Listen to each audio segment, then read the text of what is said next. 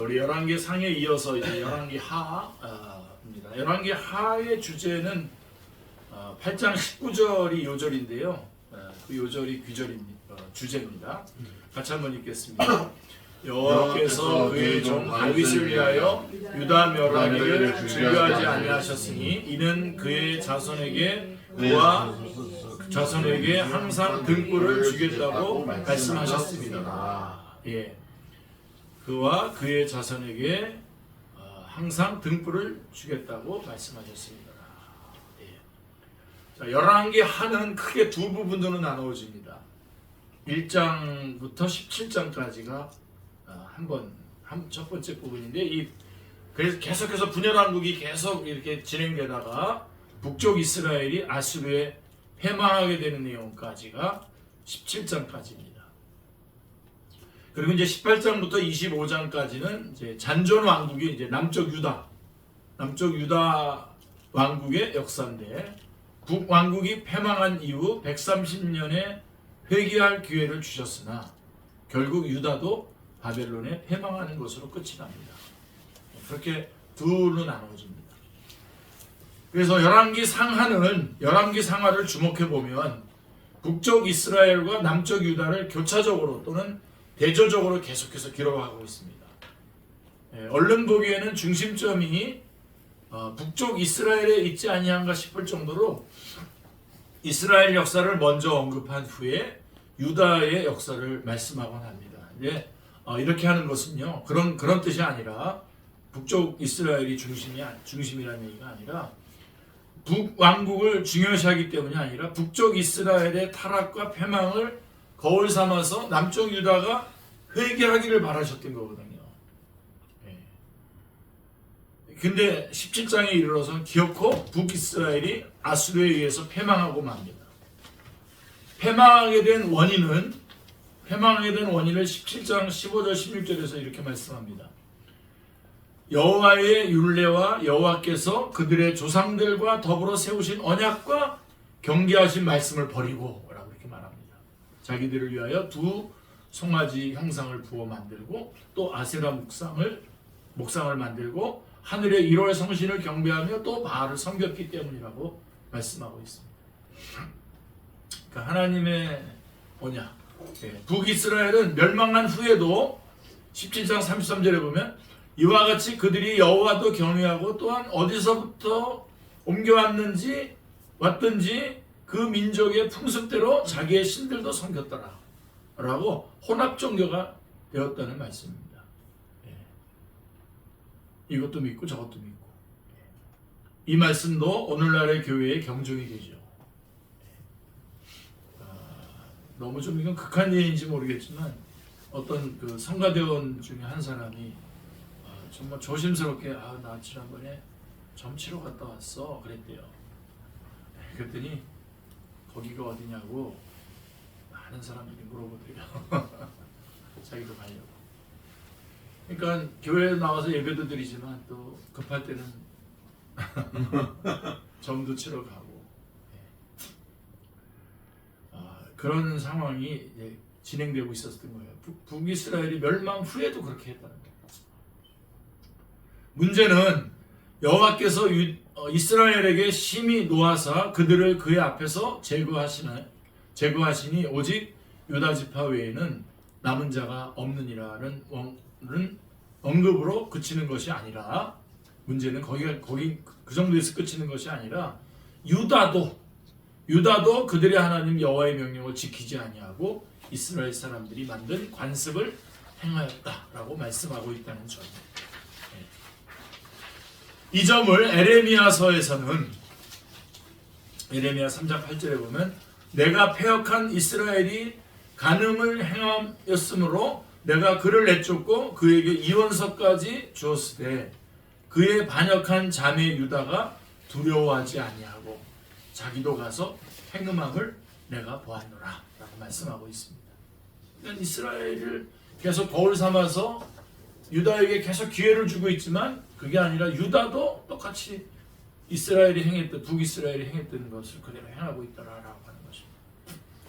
하나님은 그러한 유다에게 북쪽 이스라엘이 망한 후에도 약 130년간이나 참고 기다리시면서 회개할 기회를 주셨건만 돌아오지 않다가 끝내 바벨론에게 패망하고 맙니다.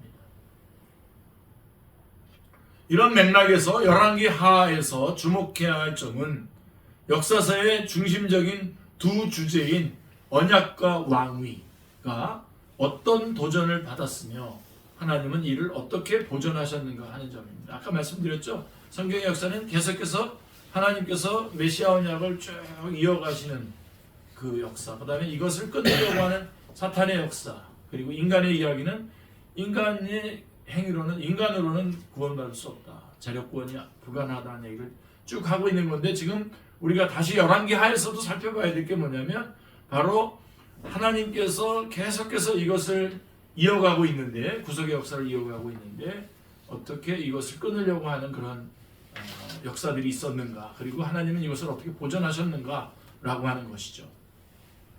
자, 11장에 의하면 다윗의 왕위에 심각한 위기가 있었음을 보게 됩니다. 7대에 가서 7대에 아달랴라고 하는 여왕이 6년을 왕위에 있었는데요. 이 여왕 아달랴는 다윗의 혈통이 아니라 북쪽 이스라엘의 아합과 이세벨 사이에서 태어난 딸로서 요람의 왕비가 되었던 자입니다. 이는 열왕기 상에서 언급한 여호사밧 왕이 아합 집과 정략적으로 통혼을 했기 때문에 일어난 오류인 것입니다. 구속사가 진행이 되다가 지금 끊기게 되는 그런 위기에 처한 것이죠. 그러니까 로마서 5장 12절에서 말씀한 것처럼 한 사람으로 말미암아 세상에 죄가 들어오듯이 다윗 왕가에 뱀의 우선이 침입한 셈인 거죠. 그래서 남편인 여호람 왕과 아들 아하시아 왕까지 바알을 숭배하게 하므로 그가 이스라엘 왕들의 길을 가서 아합의 집과 같이 하였으니 이는 아합의 딸이 그의 아내가 되었습니다. 그가 여호와 보시기에 악을 행하였다라고 8장 18절에서 말씀해주고 있는 것입니다. 아달랴의 관계는 여기서 그친 것이 아니라 아들 아하시아 왕이 죽자 일어나서 왕의 자손들을 다 멸절시켜 버립니다. 그리고 왕위에 자기가 오름으로써 다윗의 왕위를 찬탈하려고 했습니다. 왕의 자손이란 다름 아닌 친자손들로서 다윗의 왕위를 이을 자들이었는데 다 죽여버려요. 근데 여기서 또 구속의 역사는 끊어지지 않죠. 하나님은 하나님의 열심으로 내가 하리라 하시지 않습니까? 그러나 하나님은 이를 묵과하시지 않으시고 아하시아의 누이 여호세바를 내서 어린 왕자 요아스를 왕자들의 죽임을 당하는 중에서 도둑질하여 내어 여호와의 전에 6년간을 숨겨서 양육하게 하셨습니다. 하나님의 역사죠. 어린 왕자를 구출해낸 여호세바는 대제사장의 아내였는데 하나님은 이들을 들어서 언약과 왕위를 보존하게 하셨던 것입니다. 숨겨두게 한 거죠. 아달랴의 행위는 구속사적인 관점에서 볼 때 중대한 도발이었던 것입니다. 하나님은 열왕기상 11장 36절에서 우리 아까 요절 귀절이었죠. 내정 다윗이 항상 내 앞에 등불을 가지고 있게 하리라 라고 한 등불을 남겨주셨는데 이 아달랴는 그녀는 한 등불을 말살하려고 대적했으니 이는 다윗의 혈통을 통하여 메시아를 보내시려는 구원 계획을 파괴하려고 하는 사탄의 음모라고밖에 볼 수가 없는 것입니다.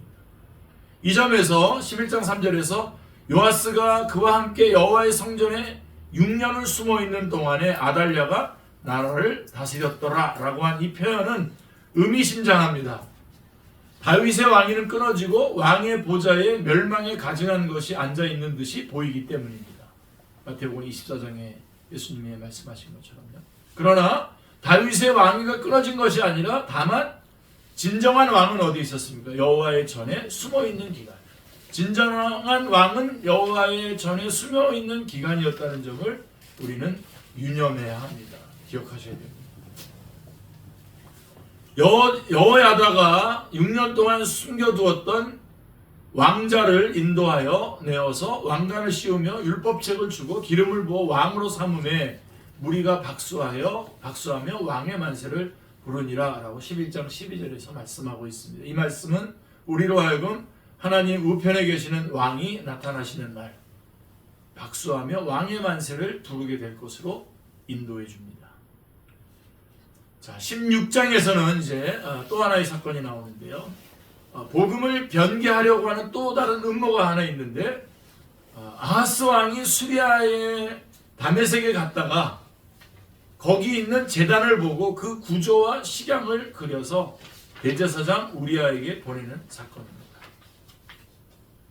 그러니까 대제사장 우리아는 이를 거부했어야 마땅한데요. 왜냐하면 성전 식양은 예수 그리스도에게서 성취될 모양으로 하나님이 정해주신 식양이었기 때문입니다.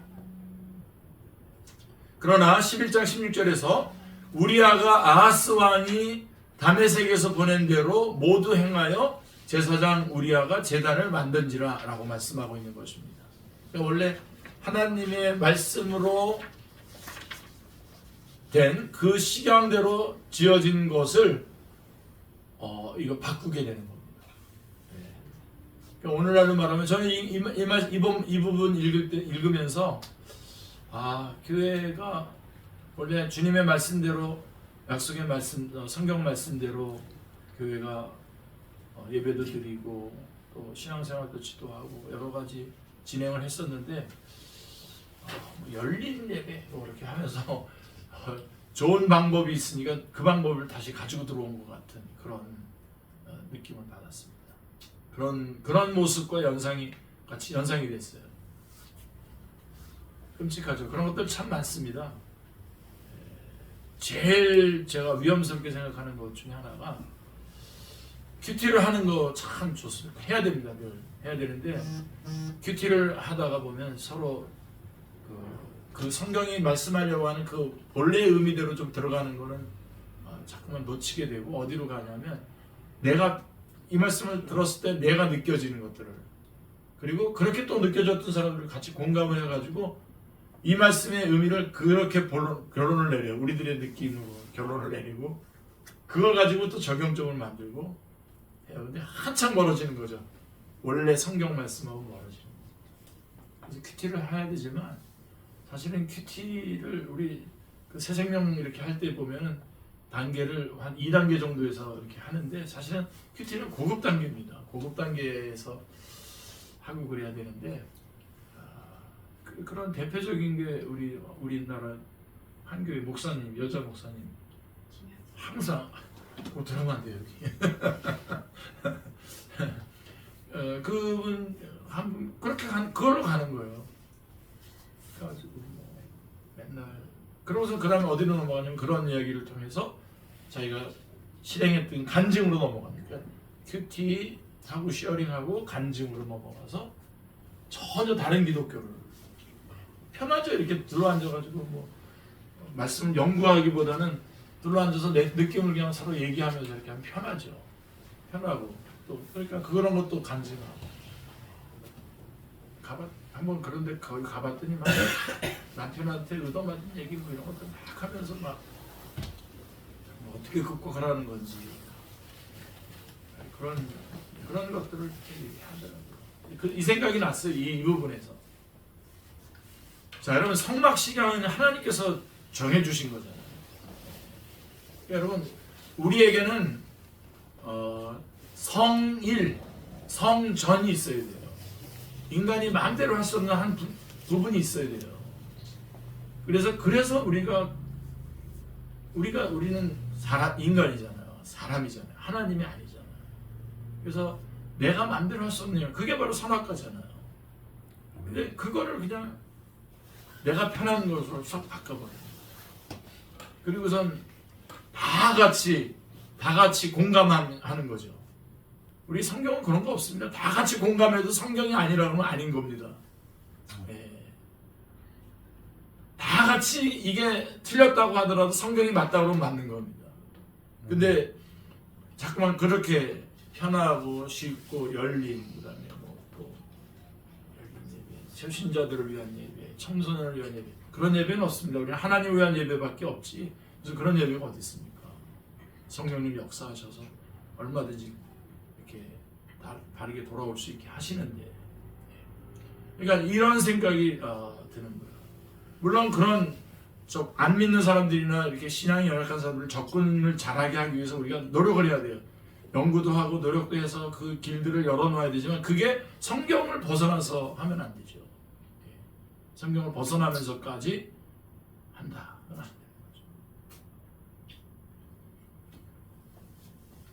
우리 하여간 최근에 그것 때문에 좀 뜨신 목사님이 있어서 제가 몇 번 그 유튜브를 통해서 들어봤는데 좀 씁쓸해요, 솔직히 말해서. 굉장히 많은 사람들에게 그 공감이 가고 막 정말 목회자인 저 입장에서도 청소년들한테 저렇게 돼야 되겠다 그랬는데, 그럼 그래서 교회에다가 애들을 그럼 많이 모아놨으면 뭐 어떻게 하겠다 그다음. 그러니까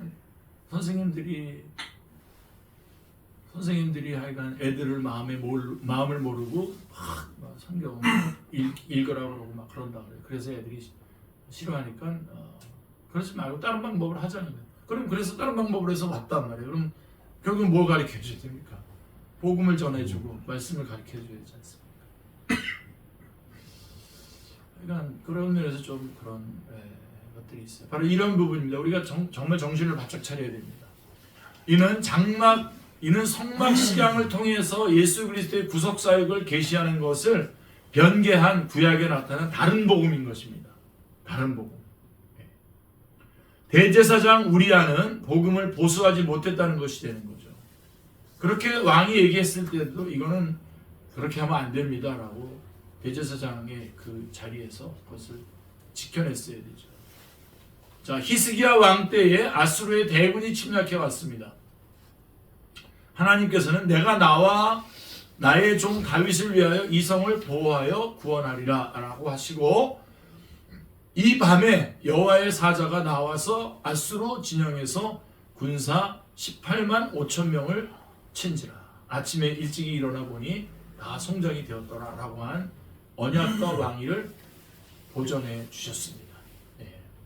히스기야 왕이 병들어 죽었을 때에 그를 돌아보사 15년의 수완을 더하여 주셨는데 그 기간에 출생한 것이 므낫세입니다. 여러분, 통일왕국의 왕이 3명이 있잖아요. 사울왕, 다윗왕, 솔로몬인데 사실은 사울왕은 좀 끼어든 왕이고, 그 다음에 북쪽 이스라엘의 19명, 남쪽 유다의 20명이거든요. 그래서 총 42명의 왕 중에서 가장 악한 왕이 누구냐? 므낫세입니다. 근데 그 므낫세가 바로 어디서 태어나? 그 히스기야 왕 다음에 히스기야 왕이 생명을 연장받은 그때 태어납니다. 그래서 뭐 저는 이런 메시지 좋아했었죠. 그냥 하나님이 죽으라 그러면 죽지, 뭘 돌아서 생명을 연장받아가지고. 그 다음에 사실 모르닥 발라단에게 그 다 보여줬거든요. 다 보여줘가지고 나중에 바벨론이 그 유다를 침공할 때에 빌미를 제공해요. 그때 요 생명이 연장돼서 너무 좋아가지고 다 열어 보여주는 거예요. 그리고 그때 난 애가 므낫세예요. 그래서 저는 이런 못된 왕을 낳느라고 그 생명의 연장을 받았어 그러면서 했는데, 맞아요. 그건 그대로 그렇습니다. 뭐 히스기야 왕이 천국을 바라보고 돌아가라고 빨리 죽었으면 됐는데 안 죽고 15년을 연장받았단 말이야. 근데 그때 므낫세가 태어났고 므낫세가 제일 나쁜 왕이란 말이야. 그랬는데 구속사의 입장에서 보면은 구속사를 이어가야 될 맥이 끊어지지 않게 하시려고 생명을 연장시켜 주신 거예요. 그 후에 그러니까 히스기야가 15년의 수완을 연장시켜 주신 것은 다윗의 왕위가 끊어지지 않게 하시려고 하는 섭리라고 할 수가 있습니다. 왜 그러냐면 13살 때 왕위에 오르거든요. 므낫세가. 그러니까 그때 낳은 거예요. 그때. 그런데 그처럼 은혜 중에 태어난 므낫세는 왕위에 오르자 여호와의 성전에 제단들을 쌓고, 또 여호와의 성전 두 마당에 하늘의 1월 성신을 위하여 제단들을 쌓고, 또 자기가 만든 아로 새긴 아세라 목상을 성전에 세웠더라. 유다 열왕 중에서 가장 사악한 왕이 되고 말았던 것입니다. 그래서 여기서 우리가 다시 한번 무슨 생각을 해야 됩니까? 하나님은 그걸 이어가시지만 인간은 자력으로는 구원받을 수 없는 정말 불가능한 존재다라고 하는 거예요. 그래서 로마서 3장 4절에 보면 사람은 다 거짓되되 오직 하나님은 참되시다 할지어다라고 말할 것밖에는 없는 것입니다.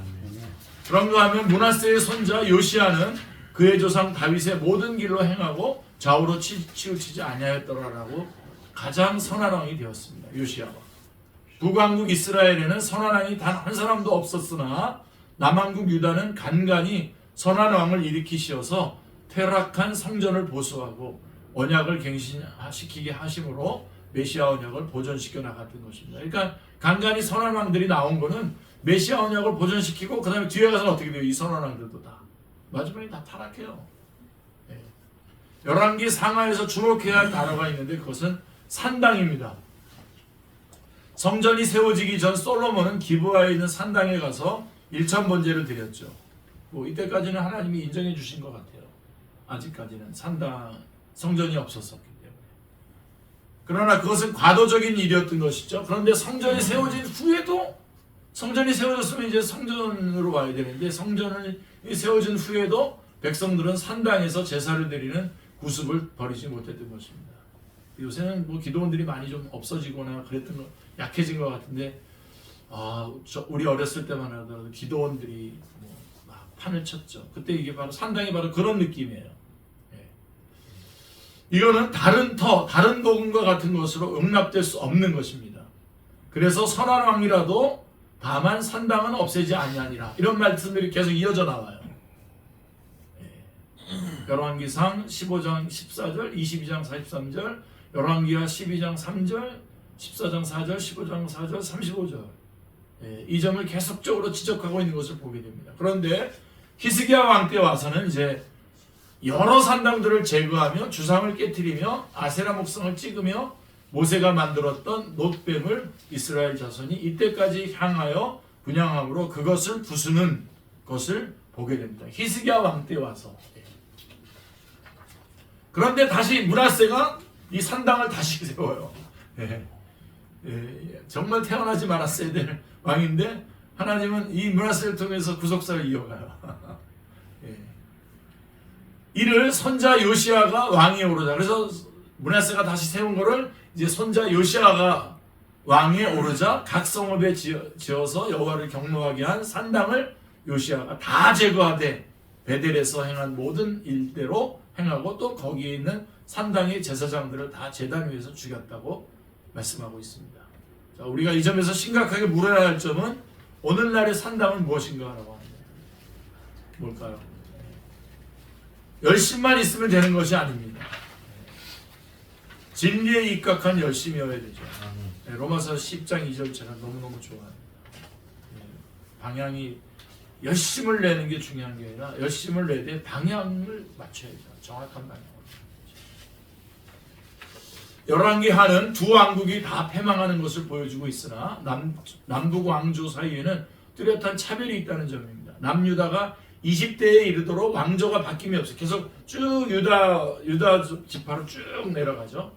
예. 그런 반면에 북쪽 이스라엘은 19대의 왕위가 9번이나 왕조가 바뀌면서 반역과 피 흘림으로 얼룩져 있다는 점입니다. 이처럼 다윗의 왕위가 이어져 내려왔다는 것은 하나님께서 다윗에게 하신 약속을 지키시며 그 혈통에서 메시아를 탄생시키시려고 하는 하나님의 주권적인 섭리라고 할 수가 있습니다. 아멘. 25장에는 유다 왕국이 바벨론에 의해서 멸망당하는 것이 나옵니다. 그래서 25장까지가 분열 왕국이고 26장부터 이제 포로 시대죠. 시드기야의 아들들을 그의 눈앞에서 죽이고 시드기야의 두 눈을 빼고 놋사슬로 그를 결박하여 바벨론으로 끌고 갔더라라고 25장 7절에는 그 7절의 언급을 통해서 또 죽기를 무서워함으로 한평생 매어 종노릇하는 모든 자들, 즉 타락한 아담의 후예들의 모습을 보게 되는 것입니다. 열왕기서는 영화롭게 세워진 통일왕국이 분열왕국이 되었다가 패망하는 것으로 끝이 납니다.